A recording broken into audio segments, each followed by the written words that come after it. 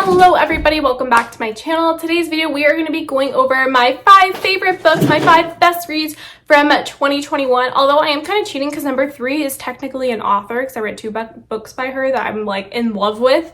So I think it's like 6 books, but like whatever. Top 5. That is what we're going with because it's a better title. So yeah, we're gonna go over my top 5 reads and let's get into it. Oh, and for context, I read 25 books in 2021. So out of those 25, these are the top. So let's get into it. So what's coming in number 5 position is Turtles All the Way Down by John Green. I love this book. Now, there's not necessarily a great plot to it, which is why it's in 5th place. It's not like there's no amazing plot. And I mean, it's really short. It's under 300 pages. But the really reason I love this book, it resonated with me and I connected to this book and why it's on this list is because of the main character. She obviously has mental health issues, and those mental health issues seem to center around like OCD, obsessive compulsion disorder, and also anxiety. And that is just, don't have like OCD, like a obsessive compulsion disorder, but I am someone who does struggle with anxiety and overthinking. And this character just, the way that she talked about her thoughts and the way she thought, I have just never connected to any sort of character on TV, in a book, anything. I've never connected like I connected to our main character in this book. I know not a lot of people love John Green, especially as they get older. When they reread his stuff, they think he's kind of cringy, which he kind of is a little cringy, but I just love him. I love his writing. I love his books. It's a goal of mine to read every single John Green book, so yeah, this one I really do recommend, especially if you're someone like me that does struggle with anxiety. This one, I think you'll really relate to the main character, and it'll just make you like not feel less alone, just make you feel seen and heard. So I really like this book. The 4th book on my favorite books of 2021 is City of Glass by Cassandra Clare. This is the 3rd book in the Mortal Instruments series. So the Mortal Instruments series is a relatively new series to me. I know it's like been really hyped up and it's been out for years, but I just started reading it in 2020 and I'm still not done with it. Like, it takes me forever to finish series, okay? And so far I've read up to I read City of Fallen Angels, and I'm in the middle of City of Lost Souls, but I've been in the middle of City of Lost Souls for like 3 months or something. So yeah, but this book here, City of Glass, I love this book. I thought it was amazing. Originally, I guess she made this a trilogy, which I mean, I'm sure all you OG fans know. I'm new to this. I'm learning. She originally made this a trilogy, and then the other books came out a couple years later, like the last 3 books. So this was originally supposed to be the conclusion to the Mortal Instruments series, and honestly, this was amazing. If this like had just ended and she never made the other 3, I would have been perfectly happy. Like, this book was just amazing. Like, the plot was amazing. The twists, the turns were amazing. It made me laugh. It made me cry. It made me shocked. It made me happy, sad, just every emotion that you could experience. I experienced reading this book, and I think this is I haven't read, obviously, finished City of Lost Souls, and I haven't read City of Heavenly Fire yet, but up until the point I have read, this is definitely my favorite book in the series. And out of all the series I have read as well, I think this is probably one of my favorite books that are like in the middle of the series, because I feel like everyone loves the first book of the series, right? Like, the first book is what gets you hooked. I feel like those are always the best, right? Like, it's like with movies, like they're never as good as the first movie, right? When you have a movie series, and like books, they're never as good as the first book, but this book is amazing. The number 3 spot I was talking about is just dedicated to Taylor Jenkins Reid. I have 2 books that go in this slot, and they're the only 2 books I've ever read by her, and that is A Daisy Jones and the Six and The 7 Husbands of Evelyn Hugo.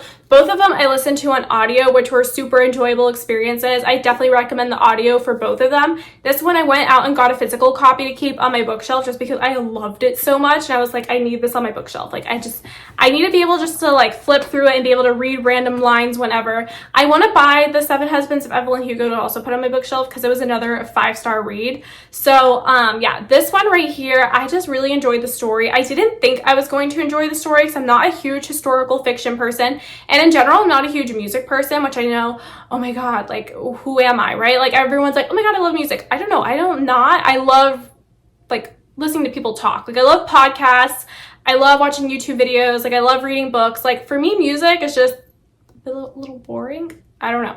not a music person.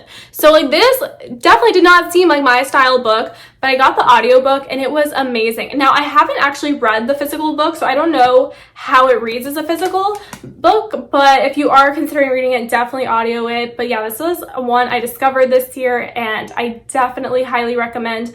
I just love Daisy, and I love just Taylor Jenkins Reid in general. She just really writes badass women who just like have their shit together, and well, not even like they don't even have their shit together, but they make you feel like they have their shit together. And when I read about like the characters, like when I read her main characters like Evelyn and I read about Daisy, I'm just like, fuck, like they're just cool, right? Like she just like writes cool girls, like girls that you want to be, girls that just like exude this like confidence and like that every girl wants to be her, every guy wants to date her type of girl. And I don't know, I just really love her books. I wouldn't say this one had like a real emotional impact on me, but it definitely had just like, it really captured me, and it's one I do think about quite regularly, and one audiobook I definitely want to listen to again. And then The Seven Husbands of Evelyn Hugo is another one that I absolutely loved that book. And the reason I love that book is because it took me by surprise in the best way possible, because I didn't realize who Evelyn's main love interest was going to be until I actually started listening to the book audiobook, because I feel like by the title, right, you think it's going to be all about her 7 husbands. And when people talk about the book, they talk about how amazing it is, but they never really talk about who her main love interest is. And it was just taken by surprise by it when I was listening to it, and I thought it was amazing, and it was really a heartwarming story. Like not heartwarming, but emotional, right? Like when you think about everything she had to go through just to be with the love of her life, and how her times have changed from now to like present day, from then to present day, it's really crazy. And just a really great book. That one had a more emotional impact on me than this book did, but both are really great books and will just capture your attention. The next book that came in number 2 position is Beach Read by Emily Henry. Oh my god, this was my first adult romance book, and this girl ruined all adult romance for me because she just is so good at writing it, and she just set the bar up here for me, right? Because this is the first one I read. So I just expected all of them to be this good, and then I started reading them and I was like, oh. This book, we have Gus, we have January, and they were like kind of rivals in college. They're both authors, and he writes more literary fiction, and she writes literary fiction. She writes more romance novels, and they just give each other basically a task to like swap. Like he wants her to write like a deep moving literary fiction book, and she wants him to write like a fun, happy like romance novel. And I don't know, the whole book is just, it's so much more than that. And I just love the depth to this book, like about the backstory of January's parents. I loved like Gus and the book he was researching, because it just provided this like interesting element to the book that we wouldn't have gotten if it wasn't for like what his character did and like the book he was researching. Like it just added more interesting elements to the story. This is just really amazing. Emily Henry knows what she's doing, and I cannot wait to read People We Meet on Vacation. That's in my January TBR. And also Book Lovers is coming out in May, and I am pumped for that too. I just feel like all her books have to be this good, right? Like how can they not? If she wrote this amazing book, like all her books have to be this amazing. And the last book that is on my favorite books of the year list, the one that made the number 1 position, and honestly, I think this book has dethroned Looking for Alaska, which has previously been one of my all-time favorite books. And I think this has dethroned it, which is not good because I do have a Looking for Alaska tattoo. But this book is amazing. And it is Anxious People by Frederick Bachman. I loved this book, and I actually listened to this on audio, which I highly recommend the audio for this book. It was a really good audiobook. I haven't read it physically. This is a book I do want to reread in 2022, and I want to read it physically to see if I have the same experience. But this book is just so moving. Like you can literally open any page and he just hits you with these lines that are just all about humanity, and he just gets you. This book is just amazing. He really captures humanity and what it feels like to be an adult and just deal with everyday life, and how the people around you, like we all may seem different, but we're all dealing with the same struggles, and we're just all in this together.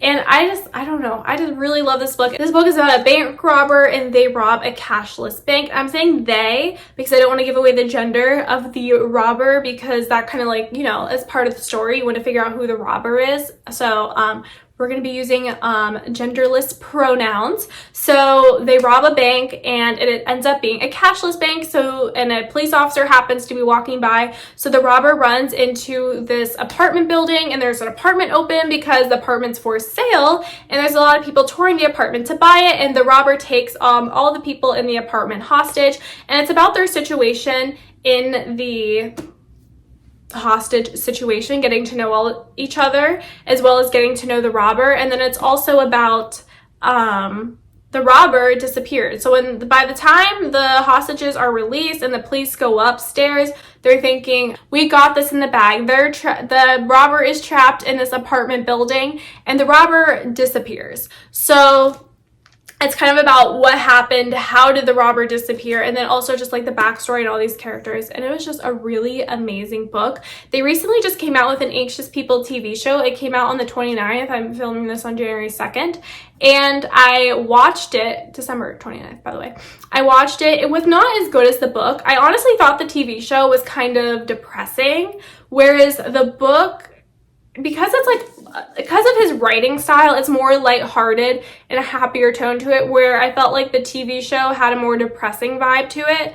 But yeah, I would definitely recommend reading the book. Watch the TV show if you want, but don't watch the TV show in place of reading the book because the book is just way better. So those are my top 5 books for the year of 2021. I'm excited to film this book next year to see what my top 5 books are for 2022. And yeah, I hope you guys enjoyed this video and I will see you guys in the next one. Bye!